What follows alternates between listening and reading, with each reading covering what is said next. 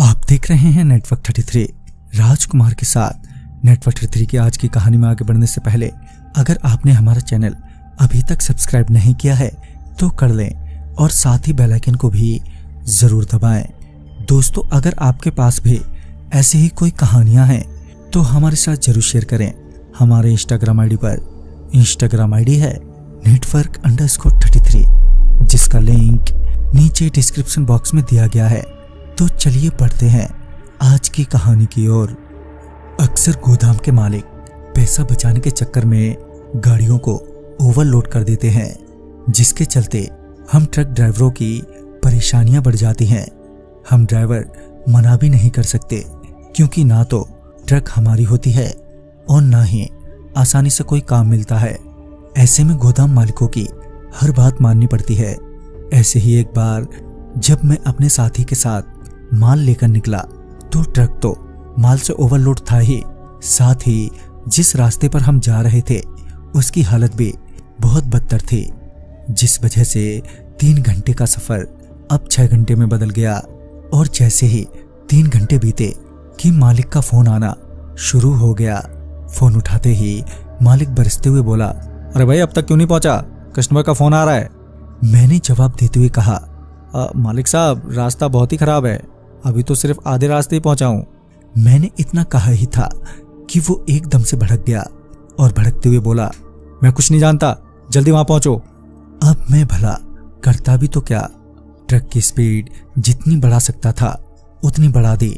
अभी मैंने ट्रक की स्पीड बढ़ाई ही थी कि सड़क के बीचों बीच बड़े बड़े गड्ढों के कारण ट्रक का बैलेंस बिगड़ने लगा, मगर मैंने ट्रक की स्पीड कम नहीं की, जिस वजह से थोड़ा और आगे जाते ही ट्रक का बैलेंस बहुत बुरी तरह बिगड़ गया, जिसके चलते ट्रक एक तरफ झुकने लगा।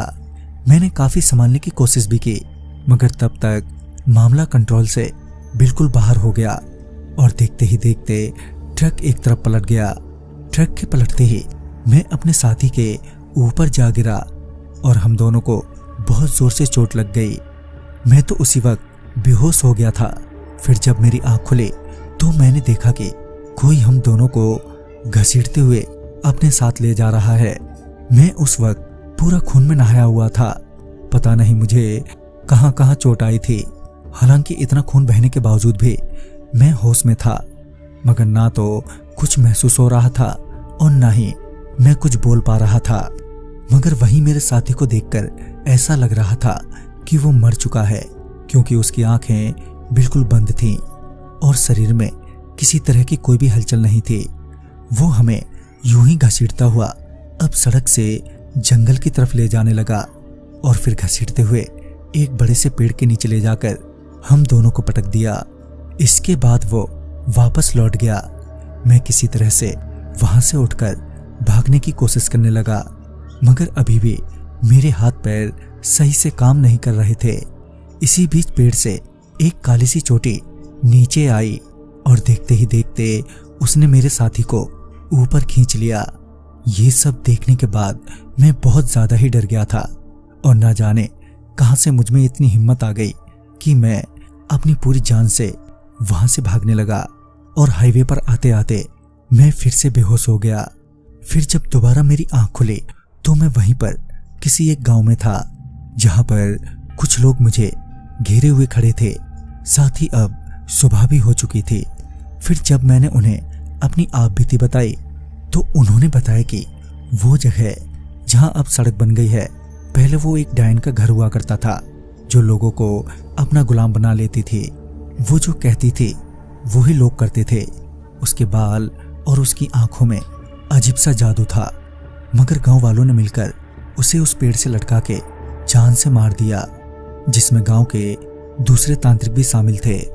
मगर उसकी मौत ने उसे और भी शक्तिशाली बना दिया। अब वो डायन मरने वालों की आत्माओं को भी अपना गुलाम बनाती है और उस सड़क पर अक्सर ही हादसे होते हैं और मरने वालों की लाश हमेशा उस पेड़ पर टंगी मिलती है। तो दोस्तों, इस कहानी में बस इतना ही।